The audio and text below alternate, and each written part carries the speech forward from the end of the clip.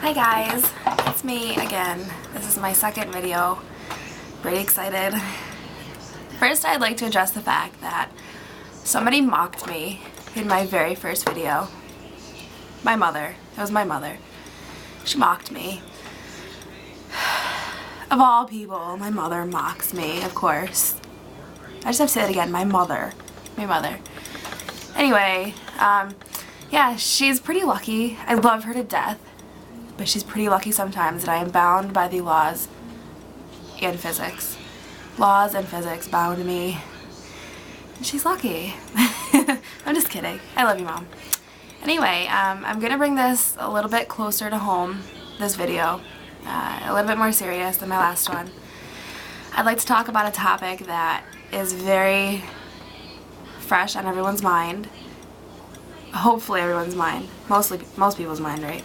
School. School is coming up. College for most of us. Mine is exactly 1 week from today. It's very sad. Depressing, really. I feel like I didn't have a break.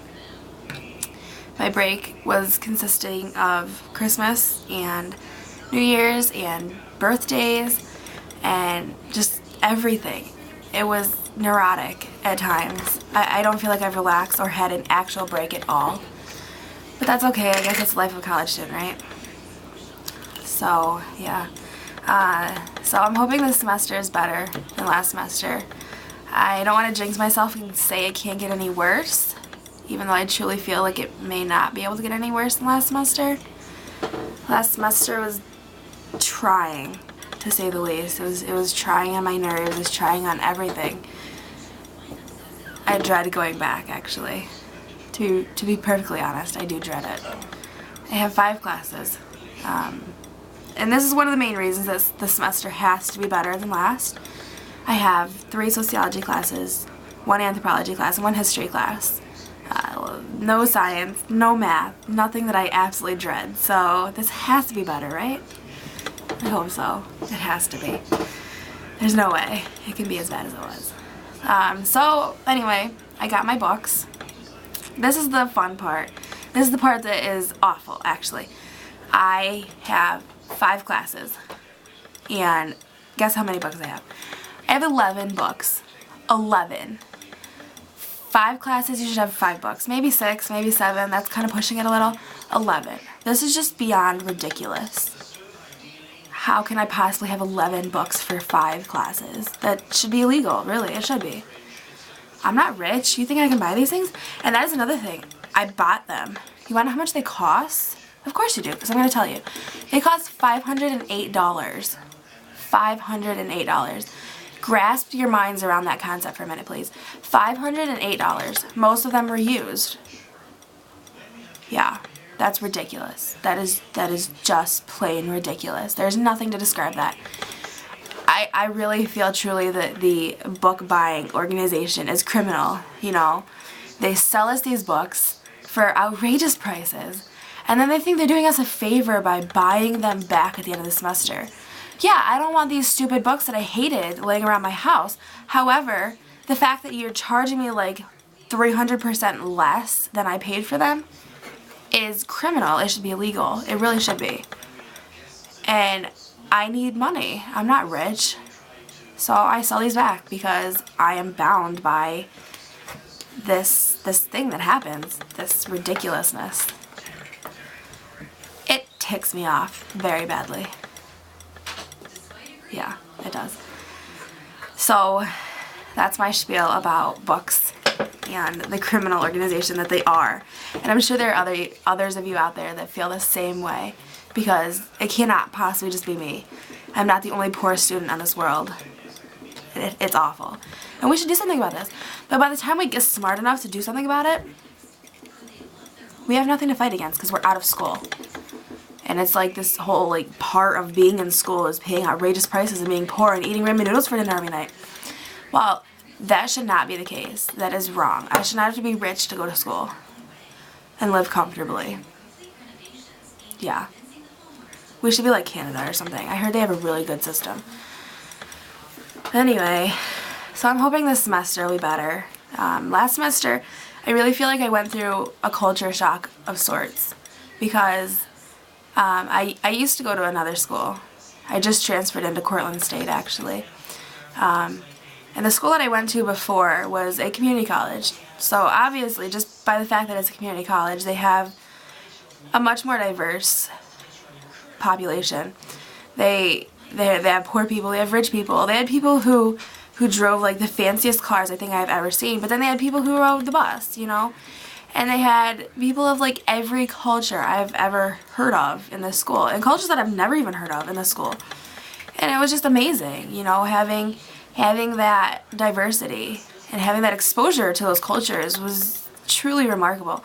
And having the acceptance at this school to be different, that was just amazing. I know I say amazing a lot, but that was truly amazing. Everybody just had a different attitude there. It wasn't, you know, you're different, so I don't like you. It was, you're different, so let's talk. Let's figure out what we're doing here, you know? And I just loved that. And then I had to move up in the world because I graduated. I say move up, like, with italics or quotes or whatever you want to call it, because I don't feel like I've moved up. You know, I may be in a richer school, a more popular school. I live in a party town.